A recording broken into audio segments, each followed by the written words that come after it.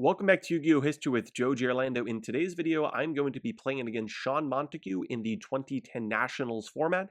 This happens to be the Nationals that Sean won, so it's obviously going to be a great matchup. I've asked Sean to play his Nationals deck from 2010, a deck that I most recently profiled. I've decided to run the Infernity deck that I ran back at the 2010 Nationals format. I don't honestly think that this was a very good deck at that time. I think other decks like Frog FTK, even X-Sabers, which Sean ran, were way better, but I'm going to stick to the deck that I ran just for the sake of being authentic. In terms of the deck list itself, this is going to come in a soon-to-be deck profile, but this was very similar to the Canadian version. This is actually card for card the deck that Omar Belden won a YCS with right before the national season, and then other Canadians like Dale Bolito, Lazaro, and many others had a lot of success with this variation, this sort of pseudo-control variant of Infernities, which definitely had the OTKs, but had cards like Bottomless and Dust Tornado, Book of Moon, and such to either stop your opponent, slow them down, prolong the game until you actually can pull off some of the OTKs and some of the combos. I actually, you may have just noticed, put a Dark End Dragon into the extra deck because I actually had a Dark End Dragon for this event. So sometimes people ran double Infernity Doom Dragon, sometimes people ran other monsters in the extra deck. I actually just put a Dark End in because I ran a Dark End at that Nationals. I also have Splendid Rose, which the Canadians didn't use, but a lot of the Europeans used the Splendid Rose variant. I actually liked the Splendid Rose variant. So this is the deck that I've elected to run. I will be honest. Do you want to save? Yes. I'm going to be honest. I might not remember the combos in this deck as well as I did 10 years ago. Quite frankly, actually 11 years ago. I'll try my best. I played a few solo games with it, played through some of the more common scenarios. I might be able to play through some of the early stages of the game setting up, but I definitely might not make the most optimal plays combo-wise, but we will see. I am going to go first, which I guess is obviously an advantage. We obviously want to have the extra card in our hand just because it can be a combo piece. So this is a pretty good hand. It doesn't have a clear OTK. It's not like I have Infernity Launcher or Infernity Mirage. Launcher was at 3 in this format. For those of you who play more modern day, you might notice a card like Infernity Inferno. This card is not all that common from what I understand from the more recent Infernity decks. I'd say Infernity decks from, let's say, around 2013, this card was not played. You could just rely on cards like Dark Refer. With this deck, it was a pretty good inclusion. I liked this card. In terms of what I want to do here with my opening turn, I think there is actually a reasonable chance to just make an aggressive play and set a lot of cards here. I have a Foolish Burial and an Infernity Inferno to tutor out some combo pieces, and then Call of the Haunted to bring back an Infernity Archfiend. With this deck, all you really need to OTK is an Infernity Archfiend and an Infernity Beetle, the level 2 monster that lets you tribute it off for 2 more level 2 tuners. That's enough for an OTK, and then sort of the more traditional iterations of this deck involve Infernity Necromancer, Infernity Avenger, and then Infernity Archfiend, something that players might be a little bit more familiar with who have played more modern day versions of Infernities. In terms of what I think I want to do here, in this format, in terms of getting completely OTK'd, I don't have to worry too much. There should be a few turns to set up, unless my opponent's running the mirror match and he's able to actually pull off the OTK. But with Bottomless Trap Hole, I'm protected from that. Bottomless is going to be a card I set, I think, no matter what. Same thing with Infernity Inferno. I like the idea of setting Inferno and holding the Foolish Burial because they're basically the same card at this point. The Inferno, I really want to ditch the Archfiend and the Foolish Burial. The question is, do I want to set Compulse, Bottomless, and Call of the Haunted? That plays directly into Heavy Storm. Alternatively, I could try and sequence the opening turns to make it so that I get Call the Haunted off later. Some of the risks involved here is his deck has 3 Airbellums in it, so yes, I have the Bottomless, but if I were to make a play and he were to play Heavy Storm and then attack with an Airbellum, I could draw phase, play Inferno, ditch the Foolish Burial and the Archfiend, Call the Haunted the Archfiend, search my deck for a Mirage or an Infernity Launcher, and then threaten the combo on the next turn, but there's a lot of ways that that play ends up losing out. So I think I'm going to play a little bit more conservative and see how the game develops before I make a huge push like that. I think the Inferno is safe, and definitely setting the Bottomless. But I think I'm going to hold these 3 cards If he plays Heavy Storm, at least I have more cards in my hand theoretically. If I don't, I guess it depends, because if he Heavy Storms and then summons Air Bellums, I'm just going to end up discarding a bunch of cards because I have to use the Inferno. I guess I don't have to use the Inferno, but I'd like to use the Inferno. I could use the Inferno and just ditch the Archfiend if he goes Heavy Air Bellum, and then keep the Foolish Burial. Alright, so this is one of the things I talked about. I guess I could have summoned Archfiend 2 to play around this. It's not an impossibility that that was the proper thing to do. Alright. More Infernos. Alright, now that he's invested a little bit more on the board, I think I'm more inclined to use this Call of the Haunted. Now that I do another Inferno, I can just ditch the Foolish Burial and the Inferno to put two Infernities in the graveyard, so I think I'm actually going to make a play by summoning the Archfiend. Alright, attack. Okay, that went through. So now I will set the Call of the Haunted. The question is, do I want to set the Compulse? If I set the Compulse, I will open myself up to be able to do an Infernity combo. Though, in doing so, I would have to Infernity Inferno for another Archfiend into the grave, and then I'd have a redundant Archfiend. I'm not sure how good of an idea that is. Though I don't currently have any protection, so I think I am going to set the Compulse and just leave these two cards in hand. Again, I am playing into Heavy Storm a little bit, but he set a back row, so maybe he's more invested in his back rows now and is less likely to use Heavy Storm. I also started turn 1 with 2 back rows, so if he had Heavy Storm, I'd imagine he would just activate it turn 1 against the 2 back rows. So hopefully, going through a turn, giving him a window to Heavy Storm, we've now got to a point where there's a reasonable chance that he just simply doesn't have it, which is obviously what we're trying to do here.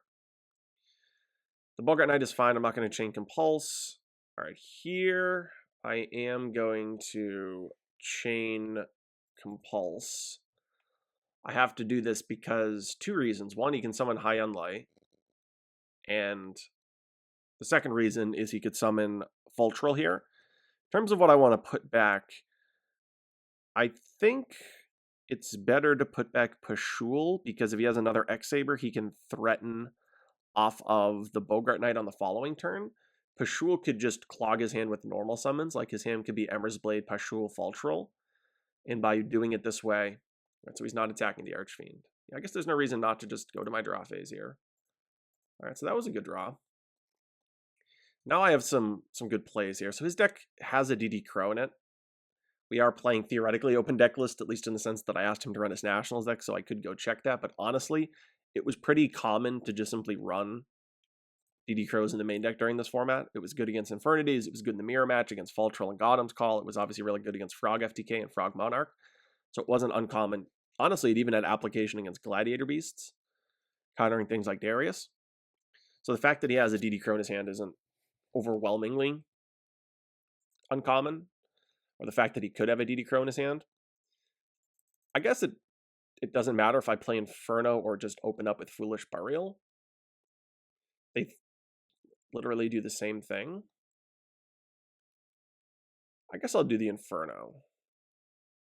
So if he Solemn Judgments the Inferno, I can do the Foolish, and then that's fine. He's less likely to Solemn Judgment a Foolish Burial. He's maybe more likely to do it on Inferno. Yeah, well, we'll see.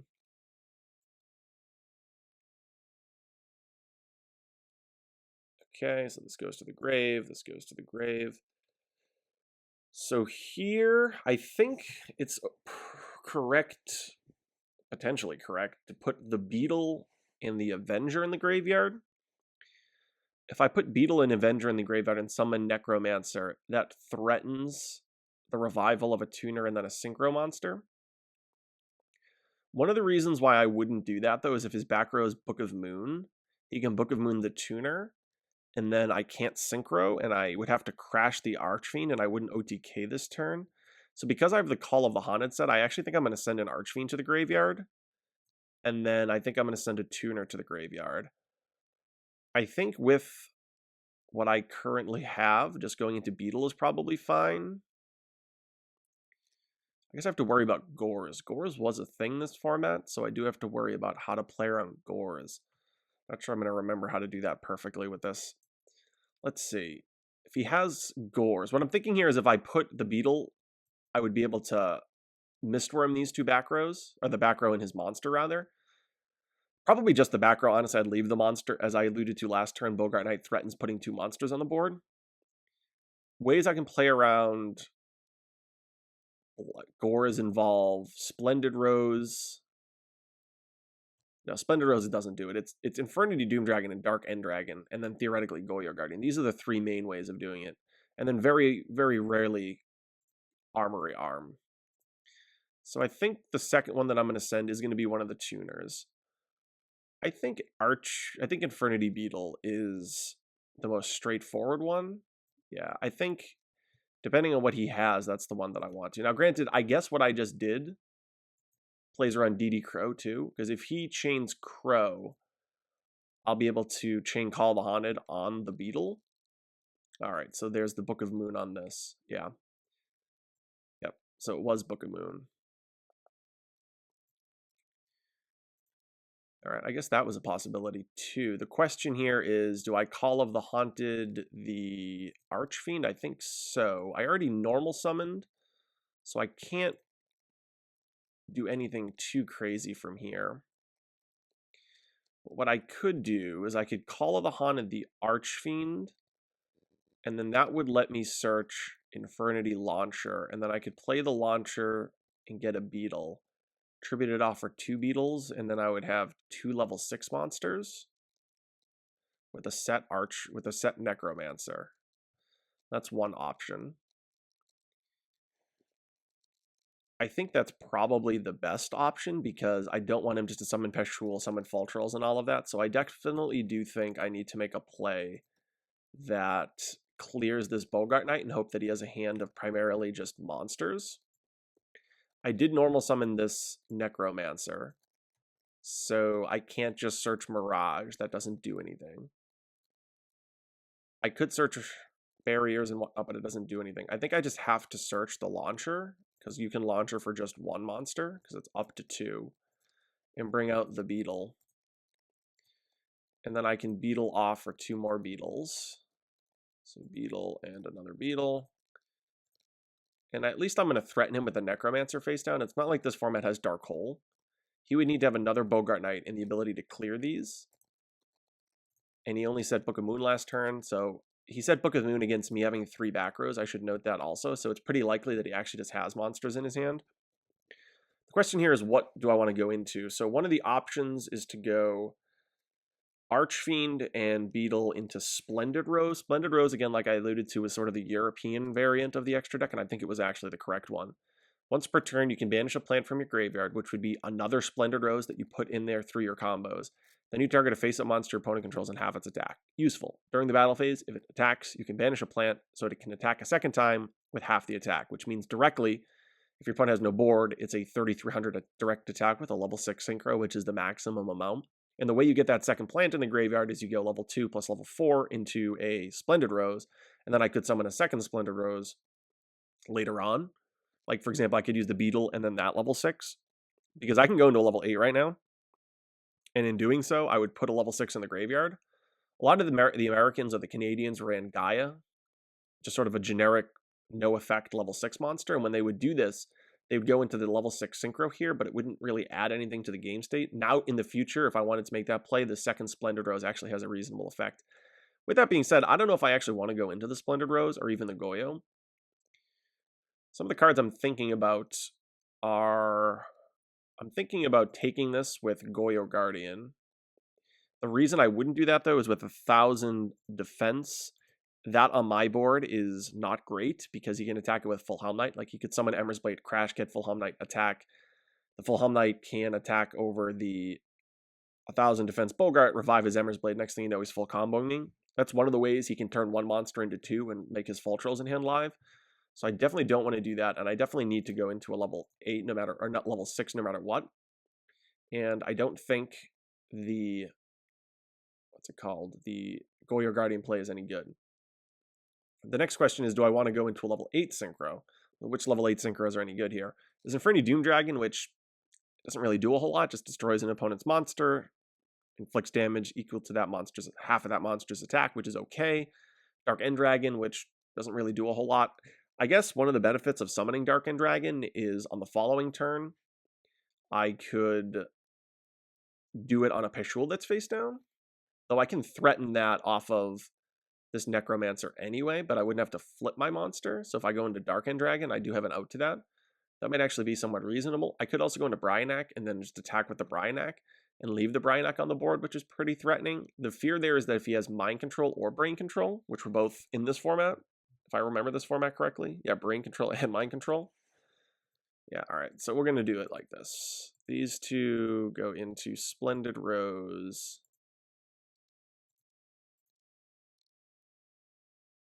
If I attack, I think I'm going to attack this way so that if he has Gores, I can main phase 2, go into Infernity Doom Dragon and kill the Gores token. And again, I'm putting the Splendid Rose in the graveyard so that future Splendid Roses actually have a legitimate effect. All right. Now I'm going to go graveyard. Sorry. I could actually just go into Stardust Dragon now too. I'm not really protecting a whole lot right now, but it might protect me the following turn when I flip the Necromancer. So there is some argument to just going into Stardust Dragon as opposed to Infernity Doom Dragon because he didn't summon anything off of the attacks. There was no Gores there. So maybe the Stardust Dragon is decent because it can protect the Necromancer. Guess we'll see. Okay, so that's presumably Peshul. All right. Infernity Barrier. That's a good draw for the future, I guess. So we'll set that, and now we'll flip summon the Necromancer. Goes to defense. Now we declare the effect. I think I just go and get Archfiend. I think that makes the most sense, right? You get Archfiend because that gets Launcher. And then I can Launcher for Beetles. Or do I just get Beetle here? No, I guess I'm going to just get Archfiend. Just puts another monster on the board. It keeps a Archfiend on the field for me if I do it that way. That makes the most amount of sense. If I just search the Archfiend here. Then I go declare. I can't search for a Mirage because I don't have enough spots on the board monster-wise. I could search the Avenger. That gives me some different Synchro options. Lets me go into a level 8. But I don't know if a level 8 is necessary. So this set mods, yeah, I think I'm just going to go into a Launcher. Well, actually, I'm thinking about this. I'm actually just going to go into Beetle. Never mind.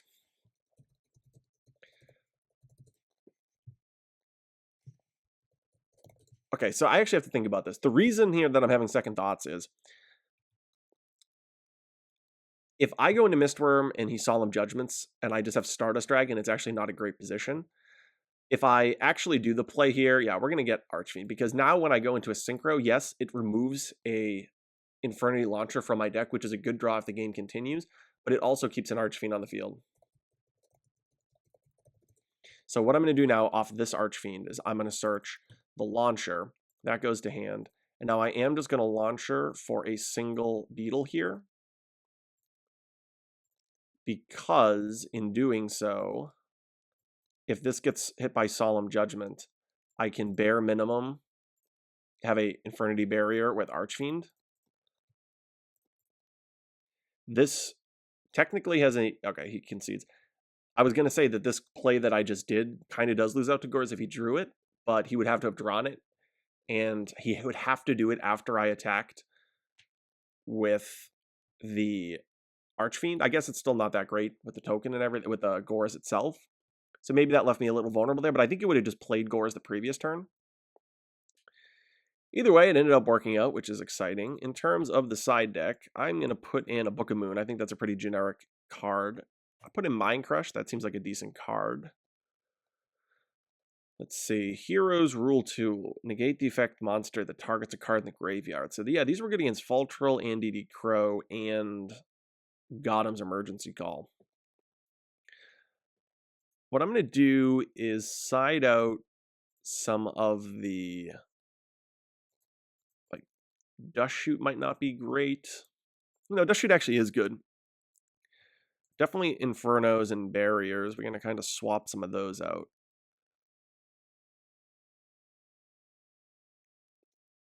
The Mind Crush and the Dust Shoot are actually pretty decent in this matchup because his deck has Gold Sark, so he is going to really emphasize playing Gold Sark to search out the Cat or the Cold Wave or the Summoner Monk, and on the turn that he goes for it, I can flip either Mind Crush or Trap Dust Shoot, so these are actually really good this format.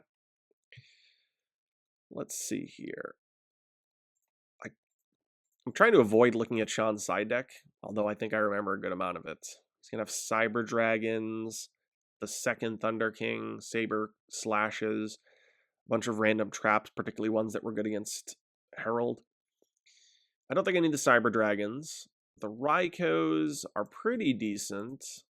They're really bad against Full Helm Knight. They actually do not stop Full Helm Knight. I think with the Book of Moons and the Bottomless Trap Holes and the third Book of Moon and the Compulse, in the Torrential, I have enough cards against Thunder King Ryle. Thunder King Ryle is obviously a big issue with this deck. I have that Heroes Rule, which I think is pretty good against some of the stuff that he could have, and it helps protect my combo. So we'll go with this. I'm not sure if I'm siding properly, but let's see what happens.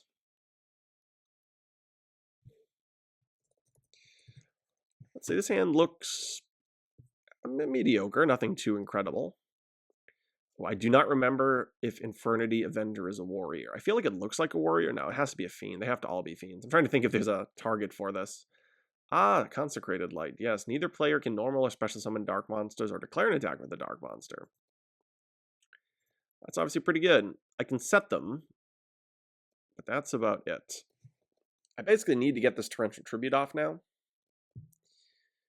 which is reasonable. Yeah, that's a good one. I think I have 3 Book of Moons in my deck. I guess I sided out a Compulse, but I feel like Book of Moons is a little bit better than Compulse, quite frankly. All right, let's see here. So I can set monsters, but not summon monsters. Okay. So we'll just set Torrential and see if maybe he'll play into it. I think that's the best. I'm not going to set Hero Rule 2 because my combo might be backed up by Trunade. And the other things that Hero Rule 2 stop are very unlikely to happen on the opening turn. They stop things like Fall Troll and Gothams. Okay, we'll activate Torrential and see if he has Solemn Judgment. Okay, he doesn't. Monsterborn was not legal in this format. All right, well, that worked out. Do I think it's worth playing Torrential on a single back row to make a small little push? Honestly, no. I don't have the ability to special summon. So what I think I'm going to do is activate... So the risk in playing Reinforcements of the Army is if he flips Mind Crush and calls Greffer, I lose both Greffers, and I don't want that to happen. However, if I summon Dark Greffer and pass priority, it leaves him to go Book of Moon / Torrential / Bottomless, and there are way more of those than there is the single Mind Crush. So I think I'm going to go for the Rhoda on the Greffer because I'd like to use priority to ditch the Archfiend because then I have Call the Haunted and Barrier.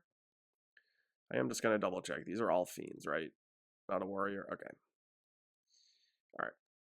So now we're going to hope he doesn't have Mind Crush. Alright. I'm going to call priority, which still existed in 2010. Assuming he would have judgmented that last play, so he definitely doesn't have judgment. And now we're going to put Archfiend in, not into my hand, into the graveyard. And then we're going to attack for 17. I think there's an argument to make the set of all of these back rows, and maybe it isn't. The problem with setting all of these is you set them all, and you go Call the Haunted Archfiend, and you get a search, but then there's a card in your hand and the barrier doesn't work. So I might want to just set one of them. The problem here is he's playing X-Sabers, and he's always going to threaten High Unlay. like he was threatening that last game. I mean, I could set all of them, call the Hana the Archfiend, and not use the effect. But that just doesn't seem like a winning play, because then I just have a 1700, 1800 with one negate, which doesn't seem great. I could set call and hero call. Hope that he doesn't high unlay me. If he doesn't high unlay me, honestly, I am going to set barrier, hero rule. I'm going to set all of them, I think. The more I'm sort of talking myself into this. Because I can't really play around everything right now, and if I get another turn, if I play Call the Haunted and use the Hero Rule 2 on a DD Crow, then I have Archfiend on the board and I get to search with a barrier set, and that might be a path to victory. Otherwise, I only have one combo piece in the graveyard, and the more turns that I just pass back and forth here, like, he sets one Dark Soul or Emmer's Blade, then on the second turn following that, he's threatening a high unlay. So by setting all of these, it makes it so that he needs to make the big push now. So, okay, that ended up working out. Oh, that's too bad, now that I have no hand. It's not the absolute worst possible thing, actually, because now I can make a play where I use the Archfiend and I Infernity Inferno, whatever it is that I search off of the Archfiend. It's not a horrific play. I think I am going to set this, and I think I am going to play Call of the Haunted.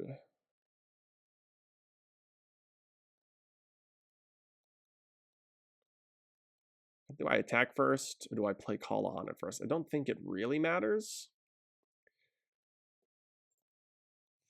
If I play the Call of the Haunted, I can search an Avenger, and then I can Inferno the Avenger away, and then I have Hero Rule 2 and Infernity Barrier live. I'm going to attack for 1700 just to see if that prompts anything. I don't think it's going to. So I'm going to do this on the Archfiend. I think this is going to hit by DD Crow. Yeah. Yeah. So I hit him with the Hero Rule 2.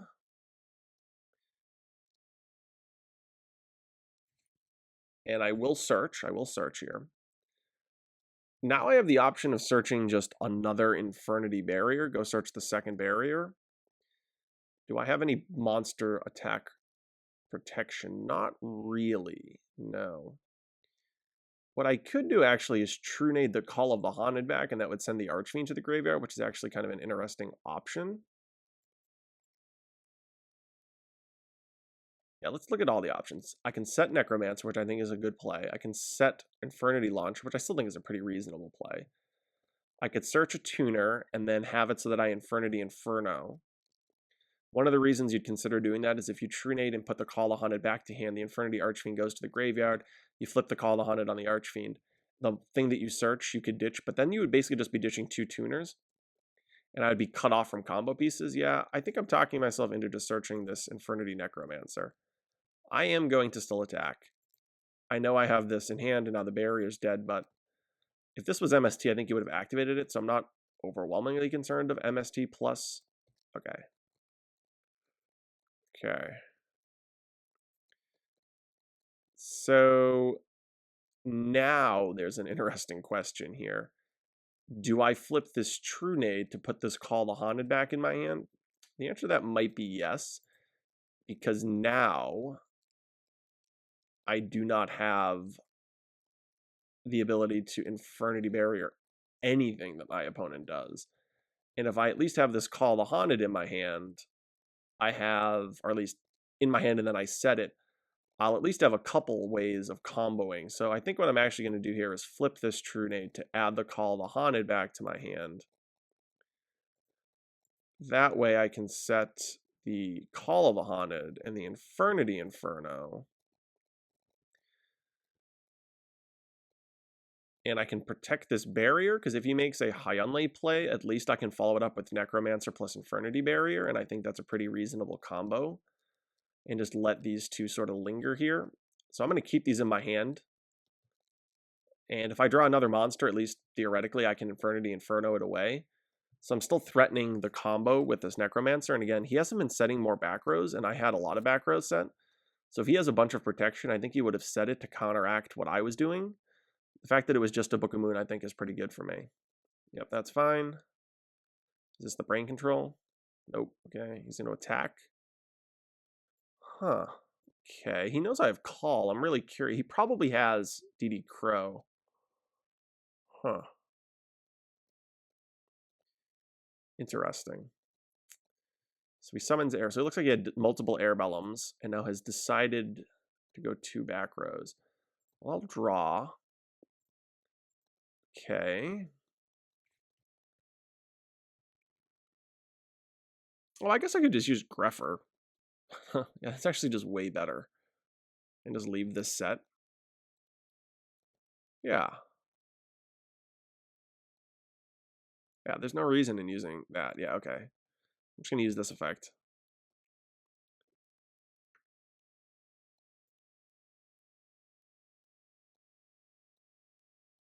Okay. What I could do here is I could put a second Archfiend in the graveyard.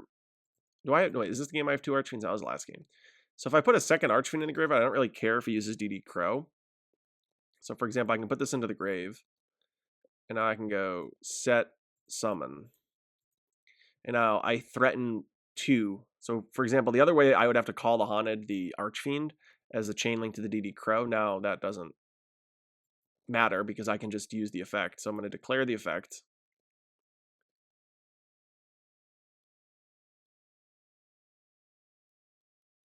All right, get Archfiend, declare the effect. Now I can go Launcher, and the Launcher can get Avenger and the other Archfiend from my graveyard. And I'm doing this all with Call of the Haunted set. So now I activate, give him a chance to Typhoon.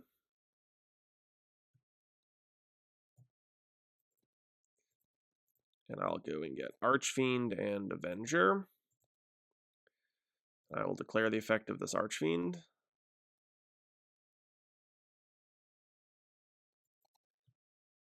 All right, so I go get another launcher. I do not have any more launchers left, correct? No, I do have one more. Yeah, this deck has 3 of them. It's wild. Okay. All right, let's see here. I don't have a live barrier. I set it this turn. I set it this turn because, again, on the previous turn, I was partially trying to play around high unlay. Here I can go into a level 8 to go into, I think, for Stardust, just to put Stardust on the board. So we'll go Stardust first. This will play around Bottomless. This will play around Torrential. This will play around a bunch of the things that he could do. Then, yeah, so we have to OTK without access to a level 2 tuner. For the most part, I mean, I can get to a level 2 tuner. There are ways of doing it, but I think I should be fine just with going OTK through Avenger. Let's see here. Do I want to go Avenger plus Archfiend? That way I search the 3rd launcher just in case. The just in case is covered by the Call of the Haunted. I'm just thinking just in case, there's actually multiple layers of reaction to this. Where I go just get Avenger and Archfiend, knowing that I'm going to go into Mistform, and then that bounces everything on his field. It leaves me with an Archfiend on the board, but then I have the Call of the Haunted for the Necromancer to bring back a tuner, and then that can conclude the combo with enough damage to attack. He's only at 46 here. So that might be a possibility, to just make sure that I have another launcher handy if things go poorly. Yeah, I think that's what I'm going to do. I think I'm going to go like this. That way I can just search the 3rd launcher. And now I can go to the grave, to the grave, to the grave, go into the Mistworm. All right, bounce all of these. Actually, wait. I might not bounce Airbellum. Yeah, so I'm going to leave Airbellum. Yeah, we're going to leave Airbellum on the board. So we're just going to do the 2 back rows. I need to play around Gores. So we hit the 2 back rows. I didn't set the launcher already because, again, I don't actually have this barrier alive. The barrier is dead. Okay. Yep. Okay. This does 900, that drops him to 35, and then one big attack directly plus an Infernity Doom Dragon main phase 2 is good enough, right? So this attack here is 900, drops him to 37, and then I have 1350 in the bank, so I need to have a monster that's 2000 attack directly. Okay, so now we'll bring out the Necromancer and the Archfiend. I will search a Infernity Barrier. I will set the Infernity Barrier. I will bring out one of these. I'll go to the grave, to the grave, to the grave. And I'll bring out... Did I put Colossal Fighter in here? Whoa, that was a mistake. There needs to be a Colossal Fighter in here. Colossal Fighter is important because it has a lot of attack, and it also combos with Armory Arm, so that was a mistake. I was wondering why there was something missing. I put a Dark Hand Dragon at the end thinking, like, I need to put something in here, but yeah. I guess what I could do is, there's a few ways of doing this. I guess what I can do is I can go into Armory Arm, or I can go into, we'll go this, and this, into Armory Arm. Yeah, there's no Gores that's going to beat me here. Now this moves here, making it a 35. That can attack, and then that can attack directly there. So now he can't Gores. So there's a lot of different ways that I could go about doing that. Yeah, he's going to probably show off a bunch of Fall Trolls. Yeah. So the Cold Wave. Yeah, the Torrential Tribute was just brutal. Yeah, that hand is not great. Anyway, that's Joe Giorlando for Yu-Gi-Oh! History. Check back soon. I'm going to be profiling this Canadian Infernity deck. And I'm eventually going to profile decks that I think are actually better than Infernities in this format, like Frog FTK. But thank you for watching. That's Joe Giorlando for Yu-Gi-Oh! History. Check back soon for more deck profiles and more matches.